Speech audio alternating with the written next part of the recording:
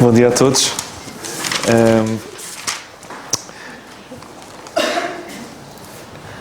Eu hoje gostava Eu ontem estava a pensar no que havia de vos falar esta manhã e ao ler a meditação do alimento diário deparei-me com os versículos e eles fizeram luz na minha mente e pensei, é sobre isto que eu vou falar. Eu não sei se vocês gostam de faróis. Vocês gostam de há uma publicação que é o Marine Searchlight. Eu não sei se todos não receberão, mas alguns que recebem em casa, via mail, via se calhar também papel, em que cada publicação tem um farol. Eu gosto muito de faróis. Eu não percebo nada de faróis. Temos aqui um marinheiro, alguém que trabalhou nessa área da marinha e que saberá isso mais do que eu, mas eu gosto do significado do farol. E acho até reconfortante, no meio das tempestades, estar ali naquela torre, as ondas a baterem e alguém sentir-se protegido lá dentro. Aquilo é um farol, é um sítio de super proteção, que pode bater ali as ondas todas, aquilo não vai abaixo, se estiver bem construído, obviamente. Então, um farol é um edifício, um instrumento de navegação que era usado muito no passado e que hoje em dia mais é utilizado para eventos muitas vezes turísticos, de uma suma importância no passado. E era importante no passado, porquê? Porque na altura não havia instrumentos de navegação tão desenvolvidos como há hoje e os navios precisavam da luz do farol para não dar à costa, para não naufragar, entre outras coisas. Portanto, era essencial, não só uma questão estética, não era nada disso, mas para a sobrevivência. Era essencial à sobrevivência e para o livre trânsito todos aqueles navios perto da costa. E hoje em dia, eu acho que a Igreja assemelha-se muito a um farol. Porque hoje em dia os faróis não são mais utilizados. Porquê? Porque os navios hoje em dia têm tecnologia que não precisam do farol para nada. E hoje em dia há a noção que a Igreja é como um farol que deve ser, porque a Igreja deve ter a luz para avisar as outras pessoas. Atenção, temos ali um perigo, não vão para lá. E no fundo a Igreja deve ser um farol porque deve ser um instrumento de salvação para os que estão próximos. Hoje, assim como os faróis já não estão em funcionamento para esse fim e demitiram-se desse fim, porque hoje em dia os navios têm eles próprios recursos para evitar e não precisar do farol, hoje em dia há a noção, muitas vezes da própria Igreja, que já não precisa de ser luz. E isto é grave, porque a Igreja precisa de ser luz e, diria mais, nunca precisou tanto de ser luz como agora. E assim como os faróis hoje em dia são apenas muitas vezes objetos puramente turísticos, de estética, de construção, de admiração por aí, hoje em dia eu acho que as igrejas muitas vezes são objetos vazios, desprovidos de conteúdo e, sobretudo, de ausência de luz. Porque a luz não deve ser utilizada para nós próprios, é para os outros. A igreja é como uma lua, a igreja não produz luz, a igreja reflete a luz que vem do sol. Isto é um exemplo. Nós não produzimos luz por nós próprios, a nossa luz advém do próprio Deus. Mas advém para quê? Para a ajuda de outros. E hoje em dia a Igreja demitiu-se disso. Leiam, por favor, comigo em João 12. E esta foi a passagem que eu li ontem. E foi através desta passagem que despertei tudo o resto. João, capítulo 12.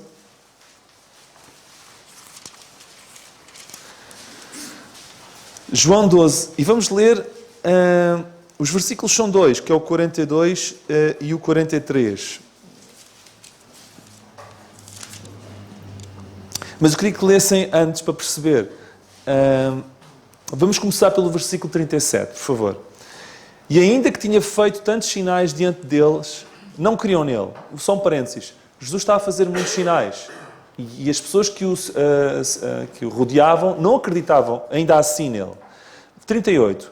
Para que se cumprisse a palavra do profeta Isaías que diz: Senhor, quem criou na nossa pregação e a quem foi revelado o braço do Senhor? Ou seja, já o profeta Isaías dizia: vai aparecer alguém que vai fazer sinais poderosíssimos e que ninguém vai crer. Ninguém vai crer. E neste momento a Bíblia está a dizer que estava-se a cumprir essa profecia. 39. Por isso não podiam crer. Pelo que Isaías disse outra vez. Outra profecia, citado de Isaías. 40. Cegou-lhes os olhos e endureceu-lhes o coração, a fim de que não vejam com os olhos e compreendam no coração e se convertam e eu os cure. Versículo 41. Isaías disse isto quando viu a sua glória e falou dele. 42. Apesar de tudo, Apesar de tudo, e o apesar de tudo só podia ser entendido se eu lisse antes. Porque o apesar de tudo é uma consequência dos versículos que estão antes. Portanto, apesar de tudo isto que eu acabei de ler, e apesar de haver quem tinha os olhos cegos, até muitos dos principais creram nele. Ou seja, havia gente de poder na altura que, apesar de tudo, ainda criam nele. Mas não o confessavam por causa dos fariseus, para não serem expulsos da sinagoga. 43. Porque amavam mais a glória dos homens do que a glória de Deus. Ou seja, apesar de haver a profecia de que, apesar dos sinais, os corações eram endurecidos para que não crescem nele, havia alguns que creram nele.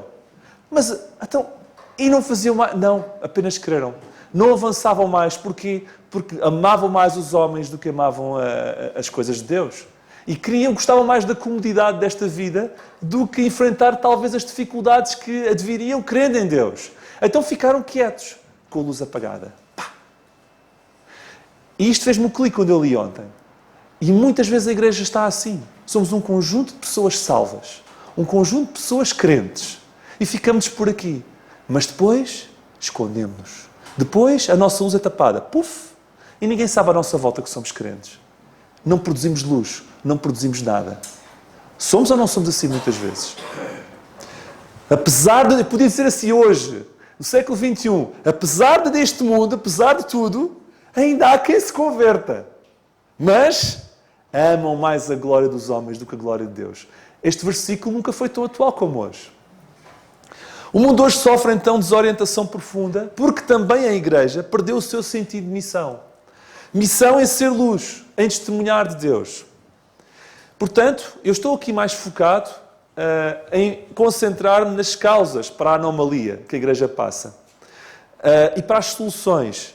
Não vou fazer diagnóstico porque ele já está feito. Vamos nos concentrar sobre as causas e sobre as soluções.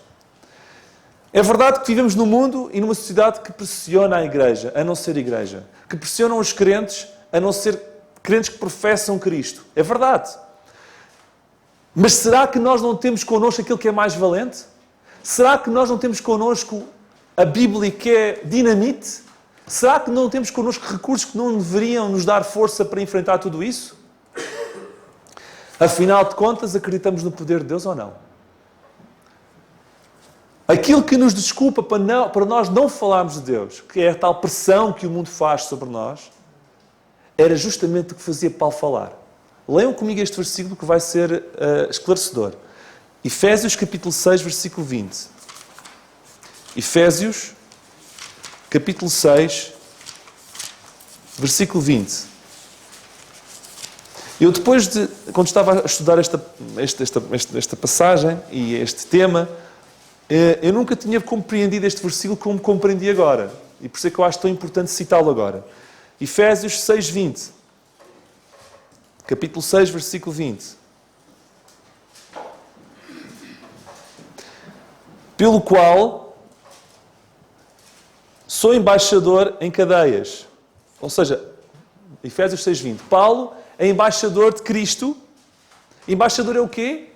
É alguém que representa outra pessoa. E Paulo está a representar Cristo. Mas está a representar, e quando representa, muitas vezes tem que comunicar. Eu estou aqui, eu estou a representá-lo. Eu estou a dar a cara. Mas representa-o como? No hotel de 5 estrelas? Representa-o como? Em conferências bíblicas? Não tem nenhum mal com hotéis de 5 estrelas nem com conferências bíblicas. A questão de Paulo era diferente. Paulo representava Cristo em cadeias. E depois lemos a seguir. Estou agora a parafrasear. Não leiam isso. E por isso eu estava muito triste e não podia ser luz. Não. Veja o que é que Paulo diz. Para que possa falar dele livremente como me convém falar. Irmãos, então se a desculpa para nós não sermos luz é a pressão que o mundo nos faz sobre nós, por que razão Paulo diz que o facto de estar em cadeias era a forma para ele poder falar livremente como lhe convinha falar? Para ele ser a luz que deveria ser. Como é que isso se explica? Ou vocês acham que este homem que escreveu o hino teria sido a luz que foi se não tivesse tido as dificuldades que teve? Acham? Eu tenho a certeza que não. Porque a dor aprimorou. A dor é como se fosse... A dor e as dificuldades é como se são as sandálias que faz com que o lume brilhe mais. Então, este versículo é fantástico. As pressões, as perseguições, as prisões, ao invés de serem um obstáculo para Paulo, ser a luz que deveria ser, não, Paulo agarrava-se a isso e dizia, isto faz falar de mim mais livremente. E depois há aqui uma expressão que eu gosto, como me convém falar. Vamos nos deter um bocadinho sobre isto. Como é que me convém falar? Como é que me convém ser luz? Eu vou-vos dar aqui várias opções. E cada um vai se enquadrar numa delas, ou se calhar em muitas. Como é que te convém falar de Deus aos outros? Como é que te convém falar? De uma forma cool, de uma forma assim fixe, assim, que é para não parecer assim que somos muito assim diferentes dos outros. Convém falar de Deus de uma forma para que nós não sejamos gozados e sejamos socialmente aceitos. Temos que enquadrar Deus nessa perspectiva para que possamos falar assim. Convém falar de Deus sem defender a verdade. E tivemos um fim de semana passado falámos sobre isto. Porque se defendemos a verdade como ela é, muitas vezes temos problemas. Se calhar é assim que me convém falar? Ou convém falar de Deus defendendo a verdade? Convém falar de Deus no sentido de ganhar algo com isso? Sim, porque há muita gente que fala de Deus e lhes convém falar de Deus, tendo como base ganhar alguma coisa com isso. É triste, mas é verdade. Convém falar de Deus para cumprir calendário? Epá, o Carlos falou para eu pregar hoje, eu vou ter que ir pregar alguma coisa. Vou falar para cumprir o calendário. Depois já cumpri, depois já viram eu falar e foi a minha luz. Já brilhei hoje. É isso? Cumprir calendário? Será que eu vou falar de Deus e convém-me falar de Deus para aliviar a minha consciência? Epá, eu apanhei aquele ali, já lhe disse, olha, sabes que se não queres vais para o inferno. Está bem. Pronto, então vá a Deus, olha, bom dia. Epá, já comuniquei, já cumpri a minha consciência. E falamos assim de forma insípida, tipo, a dar o recado só para ficarmos bem com a nossa consciência. É assim que nos convém falar? É este tipo de luz que queremos ser? E depois queixamos que as igrejas estão tristes. E que o mundo está como está. Porque não temos sido os crentes que devemos ser. Porquê? Porque não temos falado da forma que devemos falar, nem temos sido a luz que devemos ser e não temos aproveitado as dificuldades para sermos a luz que podemos ser. Porque Paulo aproveitava as dificuldades para ser melhor ainda. Se te convém falar assim, então perante a mínima pressão eu vou-te dizer, vais perder toda a tua fé. Por isso é que há muitos que quando o barco abana, deixam de ir à igreja. Ou começam a pôr em causa tudo. Sabem porquê? Porque a fé desses crentes está apoiada em nada. A tua fé está apoiada na tua força, na tua sabedoria ou no poder de Deus. Eu vou citar alguns versículos. Está em 1 Epístola aos Coríntios 2,5. Paulo dizia que a vossa fé, eu vou parafrasear, não se apoia em sabedoria de homens, mas aonde? No poder de Deus. A nossa fé não deve estar apoiada nem no Carlos, nem no Zé, nem no Nando, nem no Z, nem no Y, nem em ninguém. A fé de todos nós e de cada um deve ser apoiada neste livro. No que este livro diz e em Deus. Para que se um dia o A, o B e o C deixarem de estar cá, nós possamos continuar a ser fiéis e a ser luz. Deve ser apoiada no poder de que Deus dá. E já vamos ver como é que podemos ir buscar esse poder. Não é mais nada, nem nas circunstâncias. Porque se nos tiram o tapete das circunstâncias, acabou-se a fé, é isso? De repente o farol deixa de brilhar e nós estamos nas tintas para quem está à volta, é isso? Imagina o faroleiro que a luz deixa de brilhar e que na altura os barcos precisam. Estamos nas tintas para que os barcos naufragam, se não naufragam. Como é que é isso? E na vida espiritual? Já pensaram a importância que nós como igreja temos perante o mundo? Nós somos embaixadores de Deus. Nós somos como se fosse a imagem visível de um Deus que não existe, visivelmente. E muitas das pessoas que estão à nossa volta só vão ver Deus através de nós. Se nós nos admitirmos da nossa função de sermos luzes, há outros que nunca irão conhecer Deus. E há outros que nunca serão salvos. É isso que queremos. Nós queremos levar connosco esse peso nas consciências. Eu acho que muitas vezes nós, enquanto vivemos, não vamos perceber o quão... Desculpa, eu estou a falar um bocadinho duro, mas hoje vai ter que ser assim. O quão manchadas as nossas mãos estão de sangue, só vamos perceber quando chegarmos ao céu. E vamos ter um clique. Ou antes disso, vamos ter um clique. Epá, eu podia ter feito muito mais. Podia ter sido a luz que podia ser o tipo de luz. O meu farol podia ter brilhado permanentemente e não brilhou. Há outra passagem que eu queria citar, que está na 2ª Epístola aos Coríntios 4:7. Temos, porém, este tesouro, e já vamos ver que tesouro é, que é o que permite dar luz, em vasos de barro, para que a excelência do poder de Deus para que a substância do poder seja de Deus e não de nós. Sabem porque é que Paulo falava mais livremente quando estava em apuros? Sabem? Porque isso minimizavam e ao minimizá-lo o poder de Deus subia e a luz subia. Sabem que é impossível. Nós temos um tesouro, a Bíblia diz que nós temos um tesouro em vasos de barro, mas Deus não é incompatível este tesouro se nós nos acharmos um vaso assim XPTO. Eu sou um vaso Ming. Não, eu não sou um vaso de barro. Eu sou um vaso XPTO. O meu vaso. Não, tem que ser, não é uma coisa que eu meto cá dentro. Não. A palavra de Deus, já vamos ver qual é o tesouro que nós temos. Mas não é compatível com vasos presunçosos. E só podemos maximizar a luz se o nosso vaso for mais simples possível. Há uma passagem que eu gosto, que está em João 3,30, e eu cito também. Quem disse isto foi aquele que foi considerado o maior de todos os profetas. O maior. Mas sabem o que é que esse que foi considerado o maior disse? É necessário que ele cresça e que eu diminua. Curioso, hein? Sabem porquê? Só assim que ele pôde dar a luz que deu. A nossa proporção de luz emitida depende da nossa capacidade de nos reduzirmos. Quanto mais nós nos reduzirmos a nós próprios e nós aproveitarmos as dificuldades para que elas também nos ajudem a abater, mais luz poderemos emitir. É esta a lógica. Só que esta sabedoria de Deus é loucura para o mundo. Eles não entendem isto. Parênteses. Nós fomos salvos para quê? Para nos orgulharmos que vamos para o céu? Ou para que em nós o poder de Deus possa afetar outros? Fomos salvos para quê? Devemos nos questionar. O poder de Deus só afetará os outros se tivermos um viver com Deus diário. Se abrirmos a Bíblia diariamente. Se falarmos com Deus diariamente. Para deixarmos Deus mexer em nós. Para podermos ter alguma coisa para poder dar aos outros.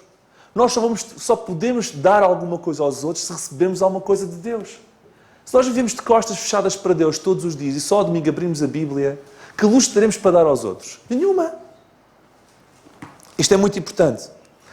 Voltando àquela pergunta de como te convém falar, que eu tinha feito, como é que te convém falar?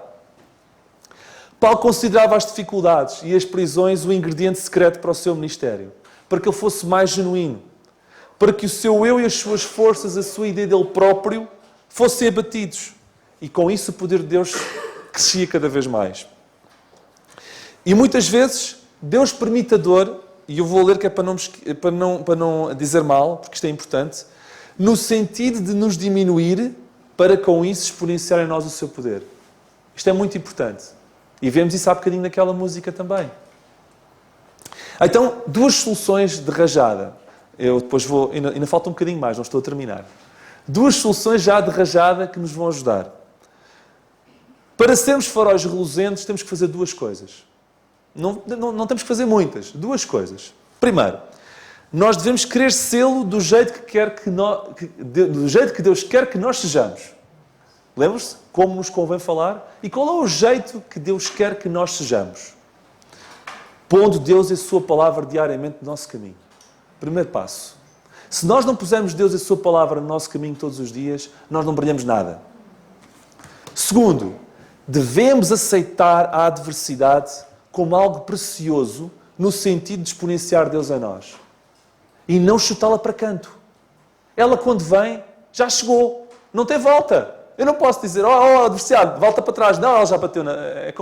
É quando estamos a conduzir e de repente alguém vem contra nós, pum! E nós gostaríamos, nunca vos aconteceu, gostariam de recuar no tempo. Eu gostava tanto que recuasse 5 minutos antes para poder desviar para o outro lado. Não, temos pena, já bateu. Agora o que temos a fazer é reagir da melhor forma possível. E quando a adversidade bate à porta, temos duas hipóteses. Ou abatemos com ela, ou aproveitamos alguma coisa de boa que ela dá. E o que a Bíblia nos diz é, aproveitem Deus todos os dias, e quando a adversidade vos bater à porta, aproveitem-na também, para que vocês diminuam, para que eu possa crescer. E com esses dois pontos, a luz que eu te dou diariamente, e a luz que te pode crescer, que é o abraseiro que vem da adversidade, tu vais ser um farol que nunca mais vai parar de brilhar.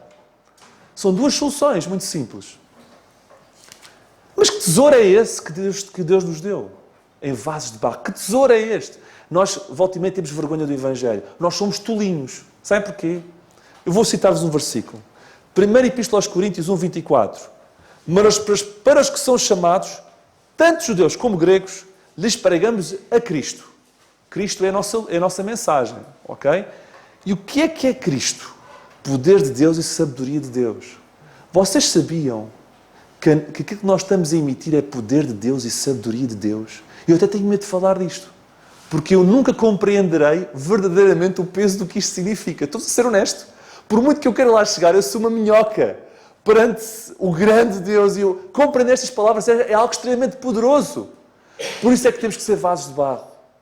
Porque o poder de Deus e sabedoria de Deus não se conseguem colocar em nada que a não ser vasos de barro. Para que só isto possa brilhar. Porque se nós formos outra coisa que não vasos de barro, é uma antítese. Deus não pode brilhar. Agora, este tesouro é o tesouro que nós comunicamos aos outros. Temos vergonha disto? Temos um Deus maravilhoso que nos salvou. Temos uma palavra fantástica que lhe diz que é dinamite. E temos uma luz, uma mensagem para comunicar que é Cristo, que é poder de Deus e sabedoria de Deus. E nós nos acovardamos de falar aos outros? Não deixem que o diabo vos engane, irmãos. Porque nós temos uma mensagem poderosa para falar. E não temos de ter vergonha, nem temos que ter medo para deixar a luz brilhar. E muitas vezes a luz, para brilhar, não precisa de ser feita com palavras. Basta ser feita com atitudes. Diria mais que muitas vezes a luz brilha mais com atitudes do que com palavras.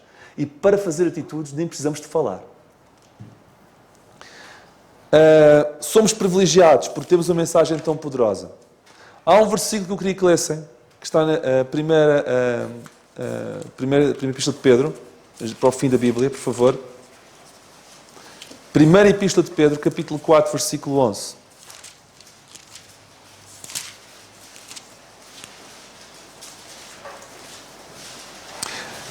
Sabem que, volta e meia, há aqueles livros que no final dão aquela checklist para ser bem-sucedido, não é? Na Bíblia, as checklists estão todas aqui nos versículos. E este versículo é a minha checklist para hoje. Portanto, se vocês se esquecerem de tudo o que eu disse, não se esqueçam de estar neste versículo. Porque este versículo, na sua síntese, explica o que nós devemos fazer para ser luz. 1 Epístola de Pedro 4, 11. Então é assim, eu vou falar com calma e vou explicar com calma. Se alguém falar, vamos parar por aqui. Sempre que tivermos que falar alguma coisa, seja na vida cotidiana, ou até aqui no púlpito, ou seja no que for, fazer o quê? Checklist. Fale segundo as palavras de Deus. Eu, para falar segundo as palavras de Deus, tenho que conhecer as palavras de Deus. Ou seja, eu devo emitir luz desta forma. Sempre que eu falar, que eu fale com palavras de Deus. Um exemplo, na vida cotidiana. Estamos a mandar um e-mail. E vamos combinar um encontro com alguém. E dizemos assim, então, na próxima semana eu vou aí. Próxima semana, vírgula, se Deus quiser, eu vou aí. Quer ler aquilo? Epá, se Deus quiser. Se Deus quiser, bem, se Deus quiser, está bem. Mas aquilo fica. Isto é falar palavras de Deus na vida cotidiana. Até aqui. Quantas igrejas há que estão aqui a pregar e falam, o pregador fala, mas não toca no versículo da Bíblia? Está errado. Nós temos que falar, e no falar, palavras de Deus. E para isso é preciso conhecer a Bíblia. Portanto, lá está. Aquela primeira solução de beber a Bíblia todos os dias, para poder ser luz. Se nós não bebemos a Bíblia, nós não falamos da Bíblia, porque não a conhecemos. Portanto, sempre que falarmos, para poder ser luz, temos que falar palavras da Bíblia. Mas, se alguém administrar, calma, metade de vocês estão a dizer, mas eu não administro nada. Calma. Administrar é gerir. E todos vocês gerem coisas. Olha, quando estão a conduzir, estão a gerir o carro. Quando estão a cozinhar, estão a gerir os processos para a comida. Quando estão a limpar, estão a gerir a vossa casa. Nós é alguma coisa que fazemos, sempre que nos mexemos, sempre que andamos, e última análise, ou estamos a andar, estamos a gerir os nossos passos. Portanto, a palavra administrar, na sua essência, quer dizer, sempre que vocês se mexem. Ok? Não há desculpa. Isto não é só para alguns. Então, o fundo é o que este versículo está a dizer. Quando vocês falarem, falem as palavras que Deus quer que falem. Bíblia. E em tudo o resto. Tudo o resto que vocês tenham que fazer. O que é que a Bíblia diz? Façam segundo o poder de Deus. O poder que Deus dá. O poder não é vosso. Atenção. Nós somos fracos. É o poder que Deus dá. Para quê? Para que em tudo Deus seja glorificado por Jesus Cristo, a quem pertence a glória e poder para todo o sempre. Amém. O objetivo disto não é a nossa glória, mas a glória de Deus. E isto é muito importante. A luz que nós temos é a luz que Deus dá. E devemos fazê-la e emiti-la, não é para nós ficarmos orgulhosos, mas para que Deus seja glorificado. Para terminar, Salmo 71, 18. E gostava que terminássemos com este versículo. Mas aquele versículo de Pedro é essencial e é uma síntese boa. Salmo 71, 18. E eu estou a terminar, esta é a última passagem. Salmo 71, 18. Eu gosto desta passagem porque vemos aqui um homem sábio, David, a dizer o que é que ele queria da sua vida. E ele velhote, com cabelos brancos, a falar. A pessoa quando fala com cabelos brancos, geralmente tem a tendência a falar com mais sabedoria. E o que ele disse foi o seguinte: agora também, quando estou velho e de cabelos brancos, vá lá, nem tinha cabelo, eu já não sei se vou ter cabelo quando chegar a velho. Mas ele estava velho e tinha cabelos brancos. De cabelos brancos, não me desampares, ó Deus. Ele pedia forças a Deus, faz lembrar Sansão. Deus, dá-me mais força para derrubar estas colunas. Sabem qual era o desejo dele, velho? Não me desampares, dá-me forças, ajuda-me. Para quê? Qual é o objetivo dele? Até que tenha anunciado a tua força a esta geração e o teu poder a todos os vindouros. Ele, velho, pedia forças para não deixar de ser luz. É esse o nosso desejo? Estamos nas tintas para os outros ou não? Isto é tão importante que David, na sua velhice, ainda pedia: dá-me mais um pouco de força para deixar a luz para o que estou à minha volta. Até que ponto é que nós estamos a pensar nos outros? É porque, sabem, quando nós somos luz, cumprimos o nosso ministério, agradamos a Deus e Deus abençoa-nos ricamente. E damos glória a Ele. Quando nós não o fazemos, estamos a negar a nossa própria existência como crentes. Estamos a ser crentes pobres, crentes completamente incapacitados, crentes deficientes. É isso que queremos ser? Que Deus nos ajude a sermos como David, a darmos luz. E quando chegarmos a velhos, ainda queremos continuar a dar luz. Que o Senhor nos abençoe.